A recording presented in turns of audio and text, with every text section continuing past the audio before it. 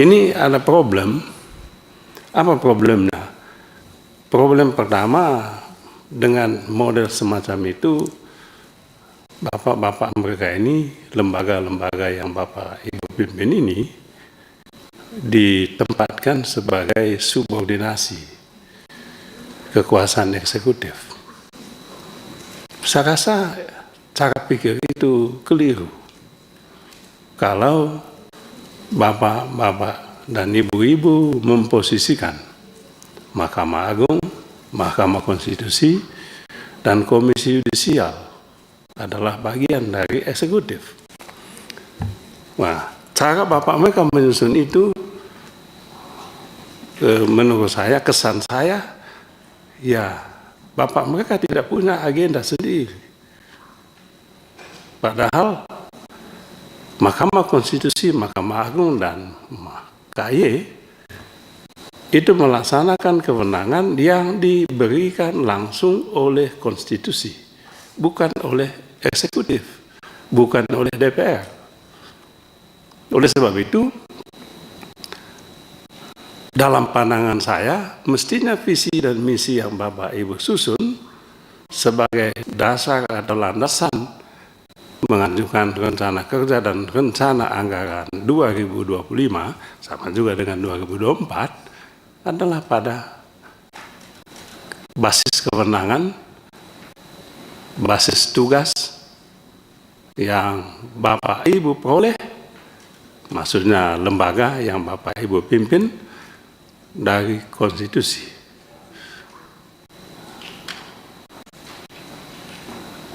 Berdasarkan acuan itu kemudian disampaikan kepada Kementerian Keuangan anggaran yang dibutuhkan, lalu disampaikan kepada DPR oleh Presiden untuk dibahas, kan gitu. Lalu kita dalam menyusun anggaran negara kita, Pak. Nah, ini supaya Bapak Ibu mereka paham juga, nangkap juga, tahu juga bahwa ini juga dulu sudah pernah kita persoalkan ketika kita misalnya membahas Undang-Undang Mahkamah Agung dan Mahkamah Konstitusi. Otonomi dalam hal penentuan anggaran. Nah, saya lihat di sini bukan hanya anggaran yang tidak punya otonomi, tapi juga visinya juga tidak otonom, malah ikut mensukseskan program pemerintah, quote and quote eksekutif. Tidak bisa MK begitu. Bapak MK itu tidak menjalankan tugas pemerintahan, tidak melaksanakan program pemerintah. Nah, begitu juga Mahkamah Agung. Nah, begitu juga Komisi Yudisial. Nah, kalau melaksanakan tugas pemerintah itu sama dengan orde lama dulu, demokrasi terpimpin. Mahkamah Agung, Mahkamah Konstitusi belum ada, Mahkamah Agung itu subordinasi pemerintah. Tugas Mahkamah Agung, kekuasaan kehakiman saat itu adalah melaksanakan program pemerintah yang disebut Resopim. Kan gitu, Pak. Nah, Bapak, mereka ini udah kembali udah kita ubah di zaman reformasi. Pak Presiden, Ibu Pak Presiden Abdurrahman Wahid, Ibu Mega, Pak SBY, Bapak mereka kembali lagi ini. Ya, saya sampaikan ini karena saya tahu di penghujung pemerintahan ini. Itu yang kekacauan selama ini muncul kan cara berpikir begini. Nah, mumpung mau berakhir, saya sampaikan ini, Pak. Bapak mereka harus membangun basis visi misi sendiri dengan mengacu pada kewenangan yang dimiliki oleh lembaga-lembaga yang Bapak pimpin. Berdasarkan itulah nyusun anggarannya. Nah, saya mohon maaf 4 kali saya tidak pernah ikut, karena saya tahu ya itulah yang Bapak Ibu mereka lakukan. Jadi masuk akal Pak Hinca dengan Pak Ketua kalau kemudian Mahkamah Agung itu bikin judicial review PKPU, itu masuk akal, karena cara pikirnya tadi adalah melaksanakan program pemerintah. Apanya maunya pemerintah, Mahkamah Agung jadi tukang stempel. Sama juga dengan MK. Tukang stempel kehendak penguasa. Itu akibatnya. Ya, oleh sebab itu saya mengkritisi ini, siapa yang menyusun dan menetapkan ini, kan gitu Pak. Nah, lalu Mahkamah Konstitusi di halaman 21 Pak, itu ada kegiatan penyusunan kebijakan konstitusional komplain. Saya sih setuju aja konstitusional komplain. Tapi tiba-tiba apa ini dibolehkan sudah konstitusional komplain ini, sehingga Bapak mereka menganggap penting untuk mengajukan anggaran untuk menyusun kebijakan tentang pengaduan atau konstitusional komplain ini.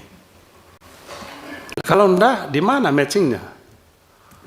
Kok yang mengajukan judicial review aja nggak beres? Kan gitu Pak. Mahkamah Konstitusi mengabulkan, membuat putusan yang tidak diminta, malah menambah sendiri kewenangannya, membuat undang-undang. Sekalian aja MK itu menjadi pembentuk undang-undang. Sayang kita ini nggak ada kesempatan konsultasi.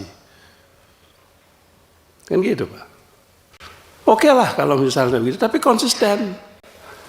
Ada lagi open legal policy. Nah, mestinya di sini nggak ada open legal policy. Open legal policy oke lah, tapi ya konsisten lah. Jangan pagi tempe, sorenya. Kalau ini open legal policy kata dia. Kalau yang ini suka-suka dia. Suka-suka. Lalu apa?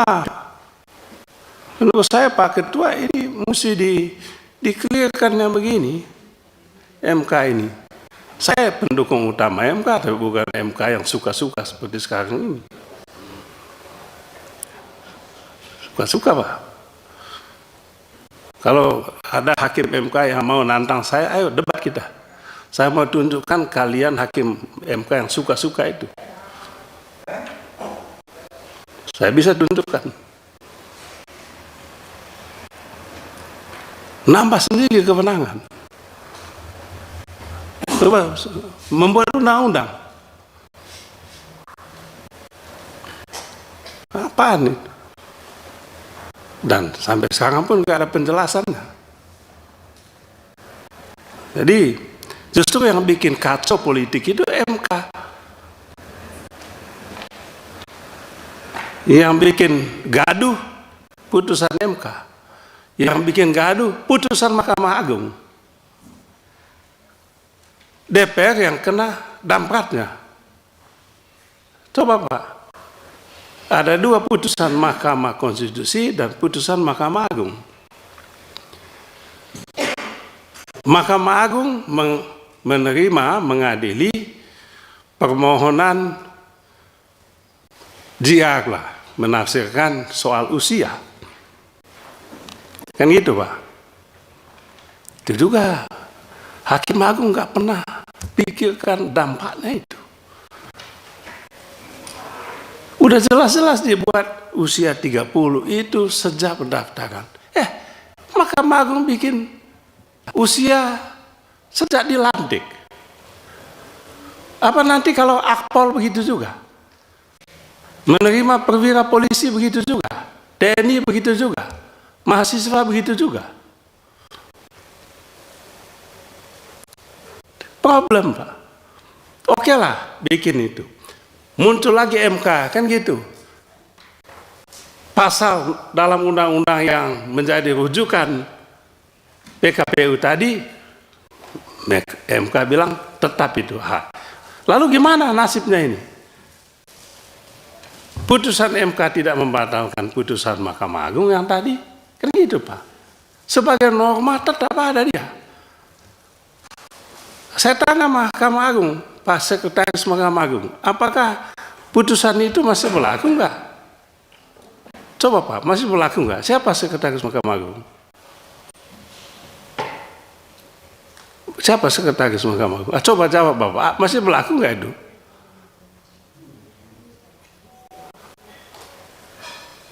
Masih berlaku nggak Pak? Kacau jadinya kita kan. Yang bikin kacau Mahkamah Agung, yang bikin kacau MK lagi. KY lagi bikin kacau, tambah lagi KY ini. Apa KY bikin kacau juga? Apa bikin kacau? Nah itu deh, calon hakim agung itu. Pak calon hakim agung kan jelaskan Pak, yang usia pengalaman sekian, ya kan Pak Ketua? Kemarin Pak Ketua yang mimpin. Lalu enak aja kayak mengatakan diskresi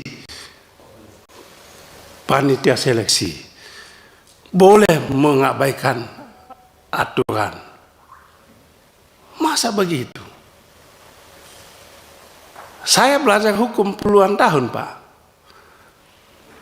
Kebijakan untuk men-set aside, mengesampingkan norma hukum itu hanya ada pada hakim, ya, hakim di pengadilan.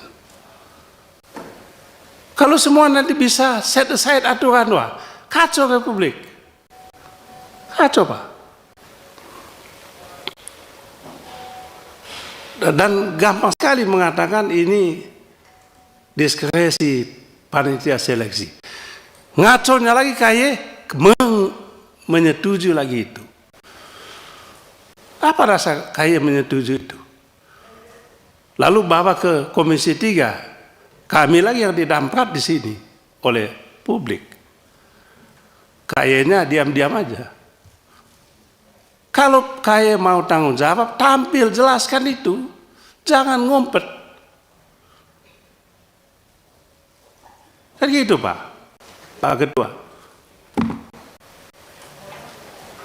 Tadi kekacauan hukum ini, kekacauan hukum, akibatnya ya seperti ini. Tambah lagi, saya dengar itu kayak memecat itu hakim PN yang membebaskan terdakwa itu, ya Pak. Itu lagi tambah kacau itu. Kayak harus jelaskan kepada publik apa alasan pemecatan itu. Kalau memang ada suap menyuap, proses dan dipecat. Tapi kalau dia memutus bebas atau lepas dari tuntutan hukum karena otonominya sebagai hakim, tidak ada alasan hakim kayak untuk memecat yang bersangkutan. Kalau nggak setuju dengan putusannya, banding. Putusan bebas ya, kasasi. Itu aturannya. Ini saya sampaikan KY, sebab dengan cara begitu membuat hakim pada takut membuat putusan. Takut dipecat. Saya pernah ketemu dengan seorang hakim, Pak Ketua, Pak Hinza. Pak Hakim, saya tidak mau sebutnya, Pak Hakim, ini benar nggak menurut Pak Hakim yang puluhan tahun nih, Pak BKH ini nggak benar ini. Tapi kenapa diputuskan dia, dikabulkan? Berani nggak Anda batalkan ini putusan ini? Oi, Pak Beni itu tunggu dulu. Kalau Pak Beni, saya takut. Takut apa? Dipanggil nanti KY, dipanggil nanti hakim pengawas. Bahkan tambah lagi dengan kasus Surabaya, takut dipecat. Sekarang Pak, takut. Apalagi kasus korupsi. Mana ada hakim berani membebaskan terdakwa kasus korupsi. Begitu diputus bebas, begitu diputus lepas dari tuntutan hukum, seketika dibully habis-habisan. Nah, ini mereka Pak KY, tugas Bapak, mereka melindungi hakim ini supaya punya keberanian untuk membuat putusan demi tegaknya kebenaran dan keadilan. saya nggak tahu Pak Ketua kasus Surabaya itu. Saya ada di daerah tergelitik saya loh. Kok kayak memecat hakim hanya karena hakim itu menjatuhkan putusan bebas. Bahaya ini, Republik roboh. Negara hukum kita rontok, dibikin oleh KY ini. Kecuali kalau saya salah ya. Kecuali kalau hakim itu disuap, ya, hakim itu ini boleh, tapi diproses. Proses. Publik ingin tahu apa yang terjadi sebenarnya. Ya saya sih setuju itu orang harus dihukum, tapi kan tidak harus dengan cara begitu. Ya. Yang lain-lainnya, biar kalau nasib hakim Pak Mahkamah Agung ini, Pak, nasib hakim kita di daerah. Kemarin saya dengan Pak Hinca, lalu saya lagi di satu PN di daerah saya, hakimnya dia sama dengan nasib jaksa-jaksa itu. Ke kantor itu naik ojek, naik ini. Jadi memang tidak ada penghargaan negara ini terhadap profesi hakim itu. Tidak ada itu. Tidak ada tunjangan kelebihan. Nggak tahu tunjangan kami kemarin remunerasi juga belum sepenuhnya 100%. Jadi ini harus diperjuangkan oleh Sekretaris Mahkamah Agung, nasib para hakim di daerah ini. Di mana-mana keluhan sama, Pak, kami ini begini, ya makanlah nasi bungkus segala macam, hitung-hitung nggak cukup. Malah saya kemarin bantu dengan Pak Hinca ke Depok, saya sampaikan mestinya tunjangan kemahalan itu diberikan untuk hakim-hakim yang tugasnya di kota-kota besar begini. Kalau di daerah nggak perlu mahal. Paling tunjangan ya tunjangan kesepian aja. Tapi makan minum itu di kota lebih mahal, Pak. Mahal, di daerah lebih murah. Jadi dibalik cara pendekatannya. Jadi ini yang lain-lainnya Pak pimpinan Poksi saya tadi, Pak Hinca sudah menyampaikan, bila perlu kalau uang negara punya uang, kasih 2 kali lipat untuk kesejahteraan hakim-hakim kita ini. Nah, supaya MK juga, hakim Mahkamah Konstitusi sebenarnya udah bagus. Uangnya udah banyak. Sekarang berapa? Hakim MK sekarang berapa, Mas? Saya dapat satu berapa? Satu orang berapa gajinya? Hah? 75 juta. Setiap menangani perkara dapat berapa lagi? Satu. Ya 5 juta. 5 juta. 5 juta berarti kalau 10 perkara sebulan ya 50 juta lah ya. Untuk kasus PHPU juga sama. 5 juta juga setiap satu kali ketok. Kami di DPR ini undang-undang 2.500.000. Ya Pak Ketua, 2.500.000 undang-undang. Ya masih lebih baik lah MK lah ya. Mahkamah Agung Pak, Mas, Mahkamah Agung.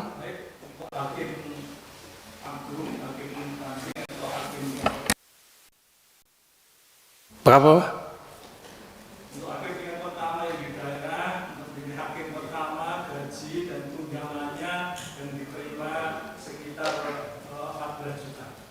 Oh 14 juta. Wah nggak bisa itu Mas. Nggak bisa itu. 14 juta. Bagaimana mau hidup? Ya NTT juga nggak bisa lah tempat aku lah. Wah. Ya.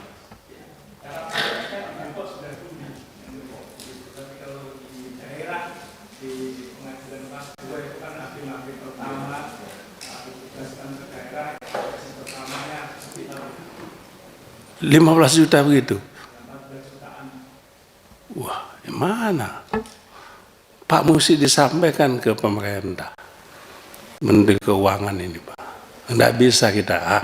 Kenapa, Pak? Tadi saya singgung tadi ini. Jadi ini mumpung pemerintahan baru, ada 7 agenda prioritas nasional.